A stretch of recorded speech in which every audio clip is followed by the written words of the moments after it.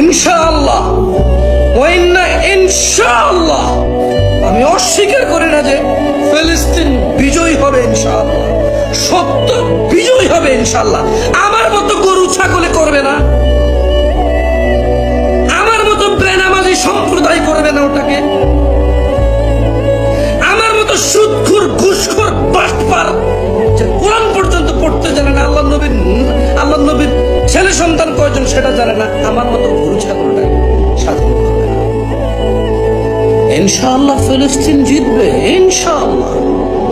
যারা মৃত্যুবরণ করতেছে ইসলামের উপরে থেকে ওখানে জুলমের শিকার হচ্ছে, ইনশাআল্লাহ আল্লাহ তাদেরকে শহীদ মর্যাদা দান করুন। আমি দোয়া করি। আমি তো আর জানি না কে শহীদ, কাউকে শহীদ বলে তো আমি আখ্যা করতে পারি না, তবে আমি কামনা রাখি আমি কোরআন ও সুন্নাহ থেকে যে সামান্যটুকু বুঝ পেয়েছি আমি এর জন্য দোয়া করতে পারি রেফারেন্স দিয়ে, ইয়া আল্লাহ তুমি তাদেরকে শহীদ হিসেবে মর্যাদা দাও, ইয়া আল্লাহ তুমি তাদের যারা পৃথিবীর থেকে চলে গেছে নির্মম ভাবে আর যাদেরকে রেখে গিয়েছে তুমি তাদের আশ্রয় হও ইয়া আল্লাহ।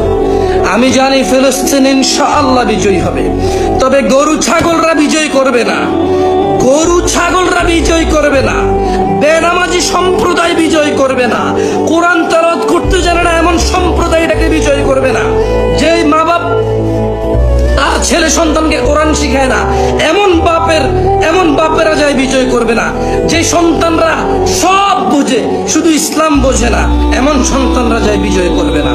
ইনশাআল্লাহ বিজয় করবে কারা? ইসলামের বীর পুরুষরা, যারা সালাত হেফাজত করে, যাকাত হেফাজত করে, স্ত্রী সন্তানের হেফাজত করে, যারা তাদের স্ত্রীদের উপর নির্যাতন করে না, যারা কোনো মানুষের উপর নির্যাতন করে না, যারা আমার চাইতে অনেক বেশি উন্নত, আমার চাইতে অনেক বেশি সাহসী, যারা গরু ছাগল চায়ের দোকানে বসে চায়ের দোকানে বসে যারা ফিলিস্তিনকে স্বাধীন করতে চায় তারা ফিলিস্তিন করবে না। এই আমার মতো কেউ ফেসবুকে লাইভে এসে ফিলিস্তিন স্বাধীন করবে না। যারা ফিলিস্তিন স্বাধীন করবে তারা ভিন্ন লেভেলের মানুষ হবে। যারা ফিলিস্তিন স্বাধীন করবে they are the real Muslim, they are the real fighter.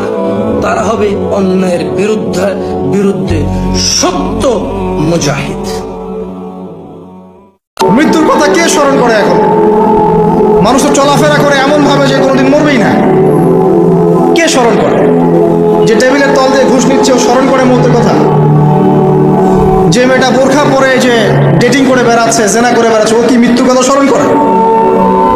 যে ছেলেটা এখনকার যুব সমাজের বেশিরভাগই মাদকের সাথে সম্পৃক্ত, গার্লফ্রেন্ড বয়ফ্রেন্ড অ্যাফেয়ার্সে আছে, হ্যাঁ, টিকটক প্রজন্ম, আড্ডাবাজি করে সময় কাটায়।